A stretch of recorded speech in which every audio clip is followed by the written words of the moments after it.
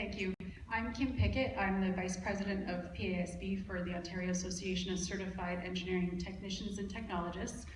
And I also chair our Women in Technology Committee. So my question is kind of twofold. We have a real struggle getting women to come into engineering technology fields.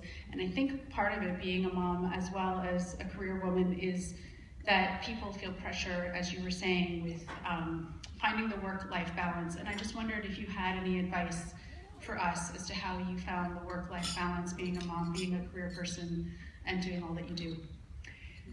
So, work-life balance is probably a bad thing to ask me about.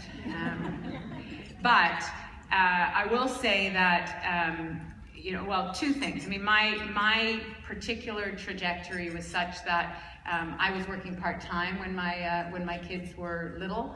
I didn't get into elected office until my kids were a bit older, but I was always doing things outside the home, inside the home, a combination of looking after the kids, volunteer, and paid work. But I think the answer to that, the bigger answer to that question has to be within individual workplaces, within individual organizations, figuring out how to make them more adapted to family life. You know, how do we impress upon ourselves in our work environments the importance of allowing people to do that incredibly important caregiving and be there for their kids, and at the same time have the opportunity to excel. So, you know, whether that is flexible schedules, whether that is finding ways to value that time that people are off. I don't know what all the solutions are, because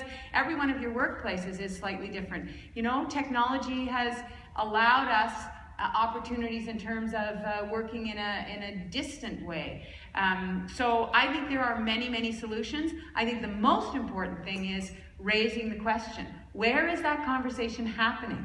Is it happening in the lunchroom among the people who need it the most, or is it happening in the executive suites where the decisions are actually made? So I think raising those questions, the solutions will come. We can put people on the moon, so we can figure this out if we actually ask ourselves the question.